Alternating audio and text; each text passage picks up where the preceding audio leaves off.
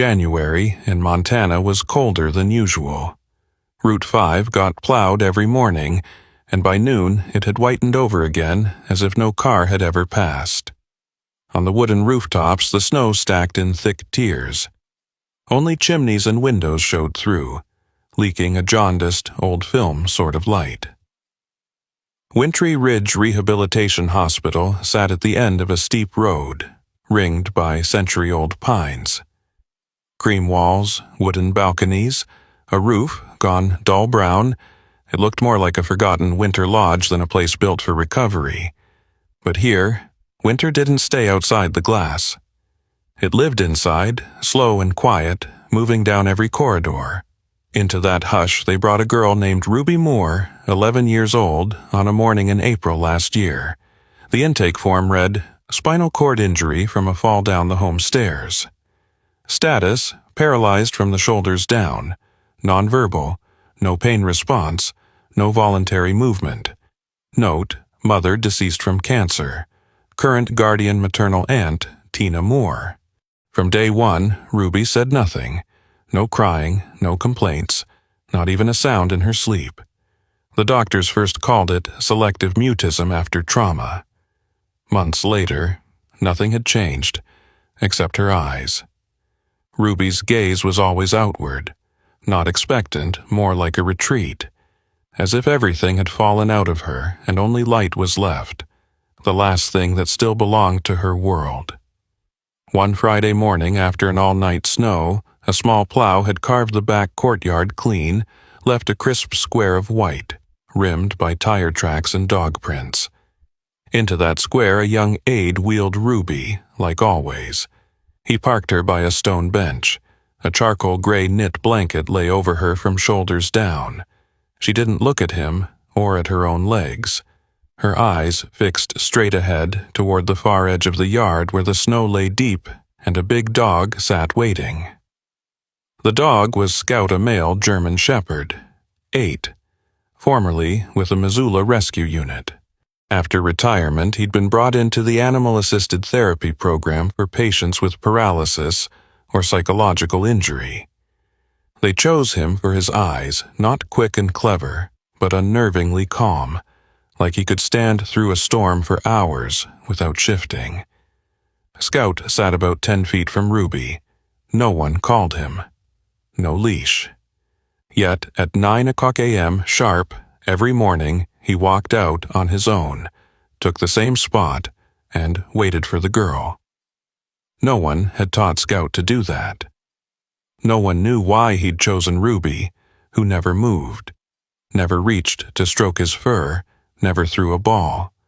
But each morning, in the kind of cold that creeps through gloves and collars, people found the same two shapes, a silent child and a dog that didn't growl facing each other across a pale, blurred distance.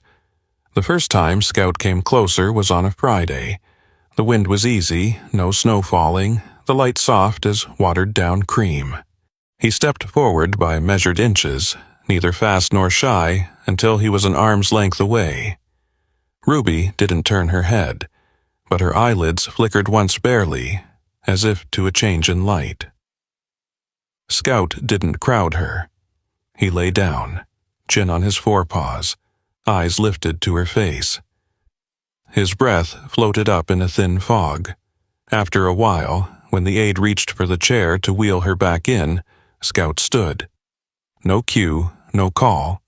He turned away, eyes on Ruby until the door shut. No one said anything. No one tried to explain, but Claire, the lead therapist, stood in the hall, looking out through the glass. She pulled a notebook from her pocket and wrote a single line. "Connection has begun." Scout started showing up earlier. At first, he only appeared for the morning therapy block. Then, without anyone noticing exactly when it changed, he was there by 6:45 a.m., stretched on the back steps of the dining hall, ears tipped down, eyes fixed on the corridor that led to the courtyard. The dawn snow shoveler would sometimes pause, puff warm breath into his hands, and nod to the dog an unspoken ritual between the two of them. No one said it out loud, but the whole place seemed to understand. Scout was waiting. For someone. For something not yet here.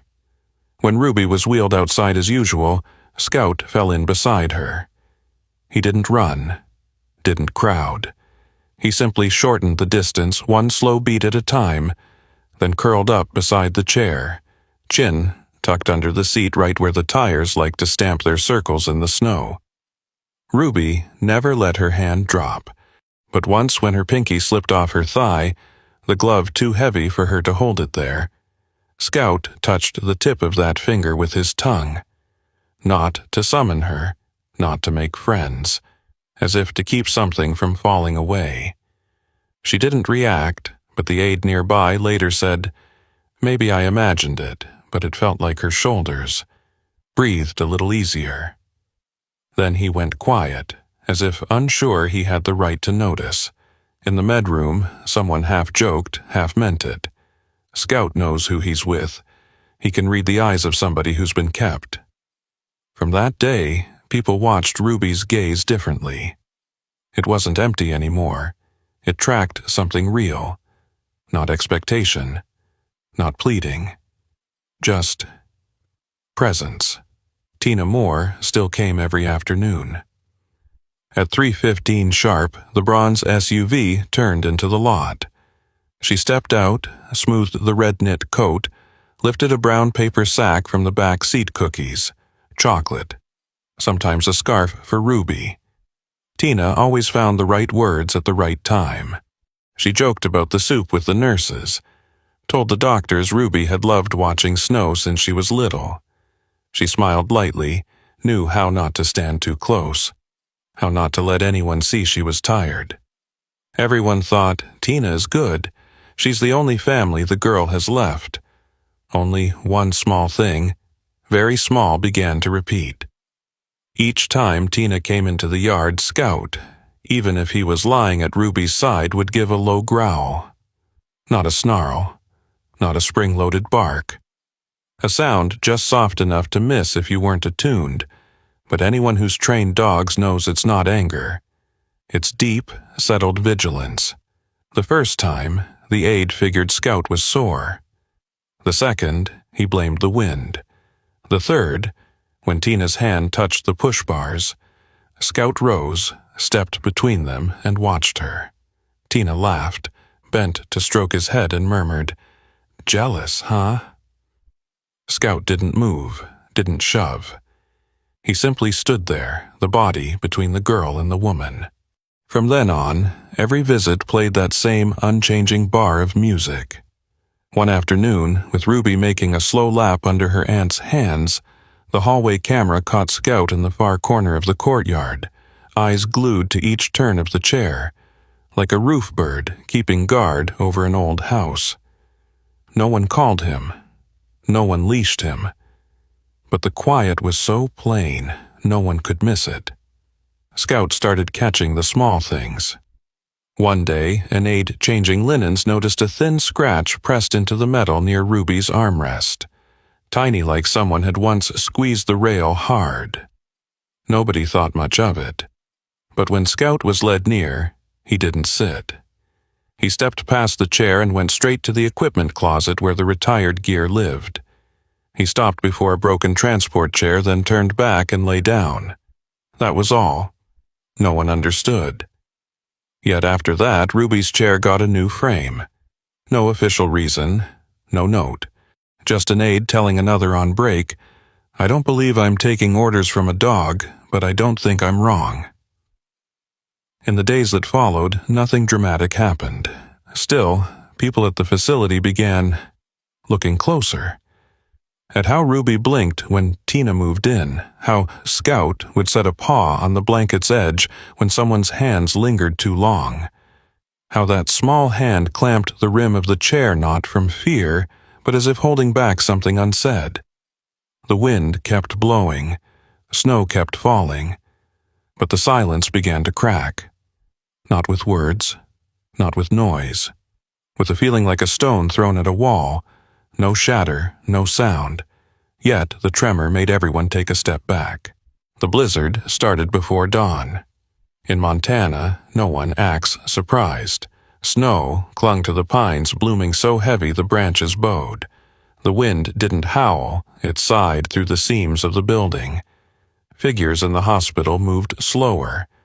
Every motion felt sunk inside a quiet, downy dream. By noon, the power cut out. Not with a jolt. The lights flickered once, then all the artificial glow fell away, giving the rooms over to that cold window light winter saves for days when afternoon and evening have no clear border. Treatment rooms went still. Backup kicked in, but only for what was essential. The corridors stretched longer, more echoing like a tunnel carved through a mountain of snow. Ruby's room was at the far end of the north wing, with a big window into the back courtyard, now fogged with snow. Inside, the thin warmth of an old radiator, the weak wash of an emergency fixture overhead, too pale to sketch a clean line around anyone's face. Scout lay beneath her wheelchair, no leash, no muzzle. The charge nurse knew him and let him stay because the kid sleeps easier when Scout's around. Ruby sat as always, propped by pillows, head tilted slightly toward the glass. A gray blanket over her lap. No one spoke. No one listened. It seemed nothing would happen. Until Scout lifted his head, ears up, a small movement but sharp as a pin dropping in an empty hall. He rose, but didn't turn for the door. He looked at Ruby, and kept looking. The girl, who seemed asleep, shifted one shoulder, then angled her head toward him. The motion was slow, careful, like someone trying to lift a weight too heavy for the body to hold anymore. No one else was in the room, no witness. The camera didn't carry sound, but if anyone had been there, they would have seen Ruby lean her mouth close to Scout's ear and whisper something very small, very near, just one sentence. Scout didn't react right away. He stood a beat longer, unblinking. Then he turned, slipped to the door, and quickened his pace down the hall. He didn't bark, didn't growl, but when the door latched behind him, there was a faint sound like snow giving way under a boot. The long corridor to the main therapy wing ran ahead.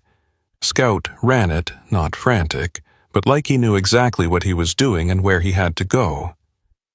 A young nurse, Kellen, was checking a space heater in the break room when he heard claws on tile. He looked up to see Scout arrowing toward him, stopping dead in the doorway. Scout met his eyes, glanced back the way he'd come toward Ruby, then back to Kellen.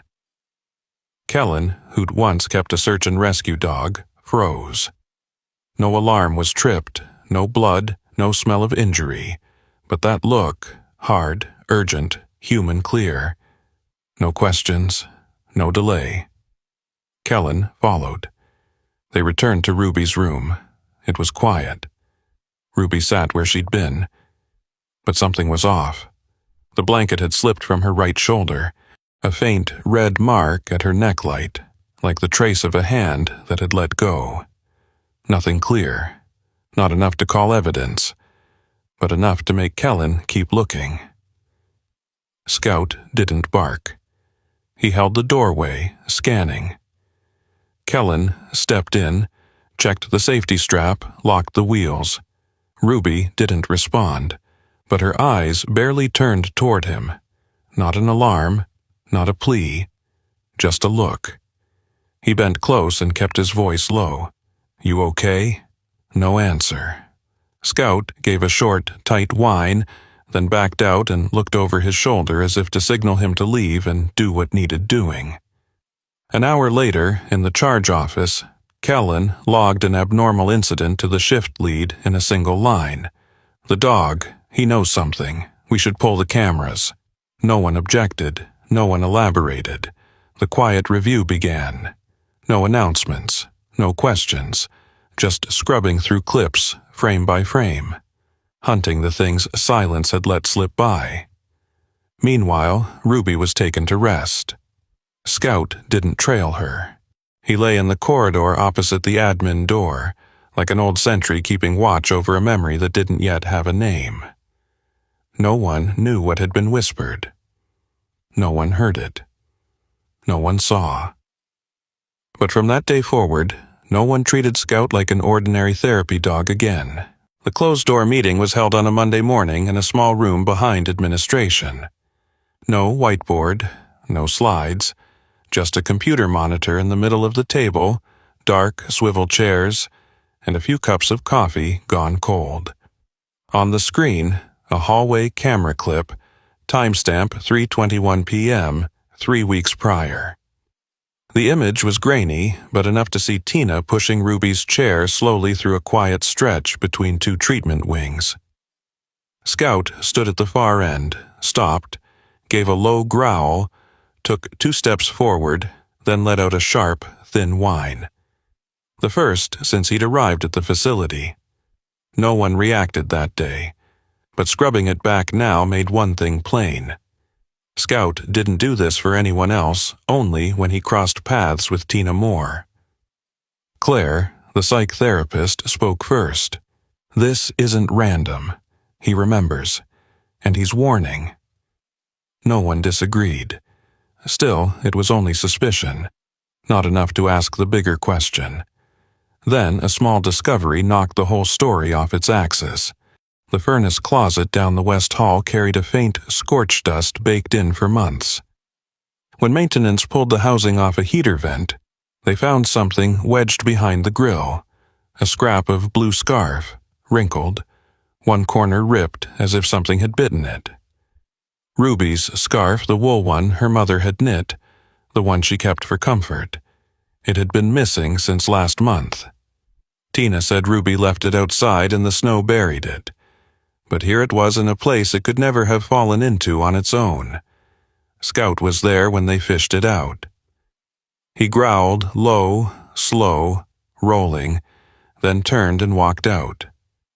For the first time, he left a room without being told. The medical chief and head nurse were notified. The team pulled Ruby's injuries against the reported fell down the stairs. The spine films and the fractures at ribs 6 and 7 didn't fit. If she'd fallen as claimed, the impact should center at shoulder and neck. Instead, the cracks were left side toward the back, as if she'd been driven hard into a waist-high object. No head lacerations. No frontal bruising. It didn't read like a fall. It read like a slam, a blow. Silence with intention. Police were called. No sirens. No interrogations. A plainclothes team came through like visitors. They didn't touch Tina. They watched. Took notes. Waited. Scout was allowed to roam the grounds rare. He didn't wander. He watched. Snow came down heavy that day. At 3:10, Tina arrived early. Same pastry bag, red coat, silk scarf, the practiced smile. She pushed Ruby for a loop around the rehab wing. Ruby was quiet as always, eyes down on the snow where the wheels left 2 pale tracks. No one paid attention. It all looked ordinary. Until Scout clamped his teeth gently on a floor nurse's sleeve and pulled. No puncture, just enough to stall him. The nurse looked up, and Scout was already trotting ahead, glancing back, come on. No words needed. He followed. They reached the women's restroom off the secondary therapy hall, an out-of-the-way spot at that hour. The door was ajar. Inside, Tina had the chair jammed up against the sink, both hands on the push bar, too much force. Ruby's head tipped sideways, inches from the marble edge. The nurse shouted and rushed in. Tina let go, turned, and did her best confusion. "It slipped. I was just trying to fix the seat." No one answered. Scout came in last. No growl, no bark. He stood between them, eyes locked on Ruby, then slowly set one paw on the edge of the wheelchair. Ruby blinked once, only once. This time, nobody missed it. Tina was told to leave the facility that afternoon. Ruby was moved to a monitored room, door always cracked. The police began formal interviews. No pressure, no threats. They laid out the pieces, the injuries that didn't match, the hidden scarf, the hallway footage, The dog's reactions, one by one, quietly, and impossible to deny. A truth no one wanted to imagine surfaced like snow melting off to show ground that's been frozen hard for a very long time. Ruby didn't cry. From the moment Tina was asked to leave the facility until the girl was moved to a room with a monitoring camera, no one saw a single tear. Not because she wasn't sad, but because some people ran out of tears a long time ago. The tears had frozen, gone quiet along the spine, settled into the grooves of memory like meltwater that can't find a way out. The next morning in therapy, Dr. Claire set a hand on the back of Ruby's chair and said nothing. Scout lay at the girl's feet, chin on the cold floor. The room was so still it felt empty, lit only by the pale wash from the window that split the floor into uneven patches of light and dark. Claire took a small scrap of paper from her pocket and unfolded it. Not a report, not a form. A smudged pencil sketch, a staircase broken midway. A tiny circle marked a figure going down, but instead of dropping to the floor, the pencil line veered sideways into the wall. No one knew when Ruby drew it. No one remembered who had slipped it into the file. When Claire set the drawing in front of her, Ruby blinked twice, then tipped her head just a fraction toward Scout. The investigator's memo wasn't long. They simply listed the contradictions. The time Tina reported the accident didn't match Ruby's body temperature on arrival. The bruising, especially the deep marks on hip and backside, didn't line up with a fall down wooden stairs. And most plainly, Ruby had no head injury at all, though a tumble from the second floor should have led with forehead or crown. No conclusions, no charges on paper, each detail a shard of mirror slicing apart the picture Tina had tried to paint. Police kept gathering data. Old camera clips were re-watched, this time slower, closer. Moments that had almost slipped by. Tina pulling something from her pocket and quickening the chair through a corridor. Ruby pitching forward slightly, then being snapped back by a discreet tug. Not courtroom evidence. But truth, the kind no one notices because it never makes a sound. Ruby began to change in small ways. She didn't speak, but for the first time, out in the yard, she lifted a hand so slowly and set it on Scout's head. He didn't move. Yet the smell of snow and earth and warm dog fur made Ruby lean her temple into his shoulder as if she'd wanted to do it for a long time, and only now dared. An orderly walking past didn't call anyone, didn't film it. He simply stood there a few seconds, then turned away and wiped his glasses. The fog blurred the frame. At the next closed-door meeting, the physicians decided Ruby would go live with her aunt in Vermont, someone who'd never had the chance to apply for guardianship because Tina had claimed lawful priority. The aunt sent a handwritten note. "We don't need to know everything. We only need to know she could whisper to a living being and be heard." No one read it aloud. It was placed in the file beside an old photo of Ruby clutching the blue scarf, standing among trees. Scout stayed behind. From that day, he didn't leave Ruby's door, as if some part of the job remained. Even after she'd been taken away that morning, he lay there until afternoon. He got up once when an orderly came to change the sheets. He stepped in, set his muzzle on the pillow Ruby had used, and drew a long breath.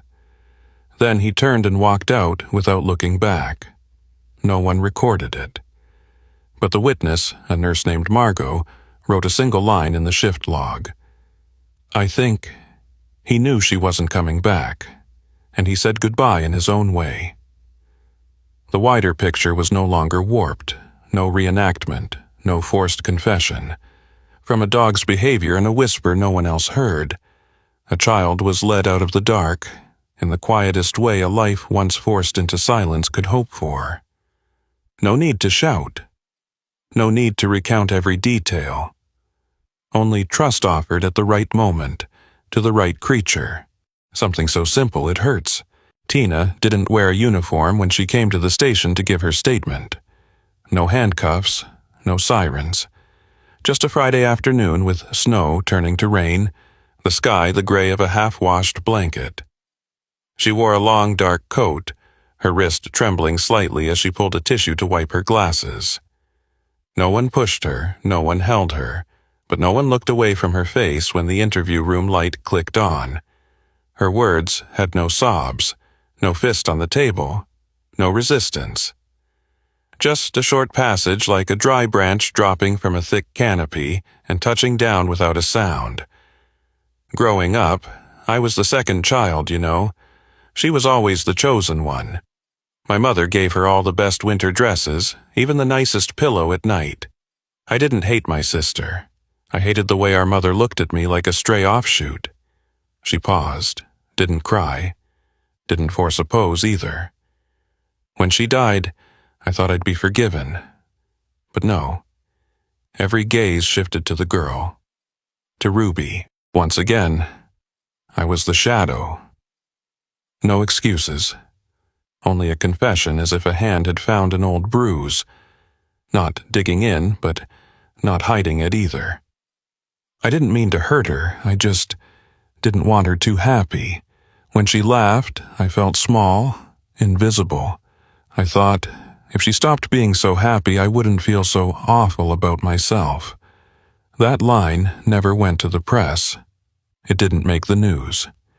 The investigator wrote it down and left a blank space beneath it, as if saving room for an apology that never formed.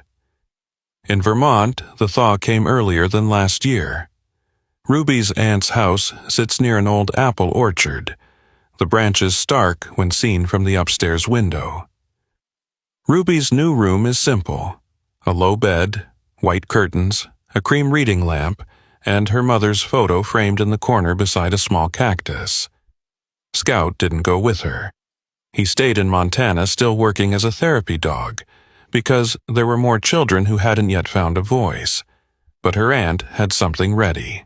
A teddy bear sewn from the blue scarf, pieced together from the parts that hadn't torn.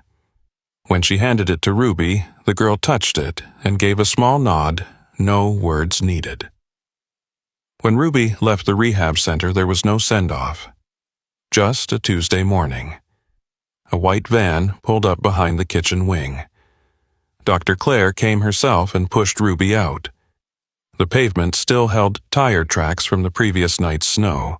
Ruby wore a gray coat, collar turned high, a knit cap down over her brow. Scout stood on the inner step. He didn't come closer, didn't bark. But his eyes followed her until the door shut and the van eased away. On the drive, Ruby said nothing. Crossing the little river, the water a slow gray, she slipped her hand out the window and let the wind run over her stiff fingers. Her aunt didn't ask anything. She just eased off the gas, letting the van drift across the bridge as if time itself could touch each plank under the tires. Later, sitting with her aunt on the porch, Ruby wrote a few lines and slid the paper across. "I'm sorry I couldn't make up your childhood for you, the way Mom might have, but Auntie, I want to be happy too, the way you once wished you could be." The note was never sent. Her aunt folded it and tucked it into the seed box. Next spring, they would plant lavender in the corner of the yard where Ruby likes to sit in the sun with the neighbor's cat. There is no grand ending, no public trial, but in a child's heart and in a dog's eyes, justice isn't revenge. It is light, gentle, very gentle, but warm enough to reach what seemed to have gone out. Spring in Vermont doesn't burst open. It arrives slowly by thinning the morning fog, by the sound of wood loosening at noon, by the first leaves daring to uncurl from bare branches without fear of freezing again. Ruby has been here 3 months. She sits now in a new wheelchair lighter, lower, easier to push, with a blue polka dot blanket over her legs. In the back garden of the old rehab center where she returns on a Sunday morning, the tulips have begun to nudge up short, solitary, but sure. Scout is waiting, No fuss, no bounding over. He simply lies there beneath the apricot tree, lifting his head just enough to see Ruby being wheeled toward him. No one planned this, but her aunt understands. She sets a hand on Ruby's shoulder, rolls her close to the dog, then steps back without a word. Ruby reaches and touches Scout's ear. Her hand shakes less than before, but it's still slow, as if each finger were feeling its way back through memory. That ear, the one that once lay under the dim light of a darkened room, where she whispered what no one else could hear. Scout doesn't react. He only exhales softly, as if setting down something he'd carried too long. Then, very slowly, he rests his head in Ruby's lap, the exact place where she used to lay her scarf. No one takes a picture. No one films. But an elderly aide walking by stops for a few seconds. She was there the day Ruby first arrived, eyes unblinking, mouth wordless, like an ice statue set by mistake in a place colder than itself. The aide turns away and smiles, just a little. There will be no article about this. No one will post it online. No one will demand a moral. What happened stays in a few internal logbooks, in a few quiet nods when Ruby's name comes up, and in the eyes of a dog who once thought he was alive only to lie still. A week later, Ruby's aunt buys a new leather lead, not to tie him, to give to Scout as a way of saying, "If someday you want to go farther, take this with you. It won't bind you. It's just to remind you there's a place that called you family." Scout doesn't take it. He leaves it under the apricot tree where he and Ruby sat that afternoon. That night, Ruby dreams of her mother. Not in sharp focus, just the faint scent of cinnamon, the whisper of soft fabric brushing her hand, and a sentence that doesn't fully form. "You're enough, Ruby. You don't have to be anyone else." In the morning, she wakes and opens the window. The sky is so blue it feels as if you could hear the grass growing. A child once pressed into silence, a dog thought to be past his use. Together, in their own ways, wordless, unshowy, they told a very old truth. Sometimes all it takes is a creature patient enough to listen, and a person can be saved. No reasons needed, no justice awaited. Just staying. A little longer than most, and for those who were once left behind, that is enough.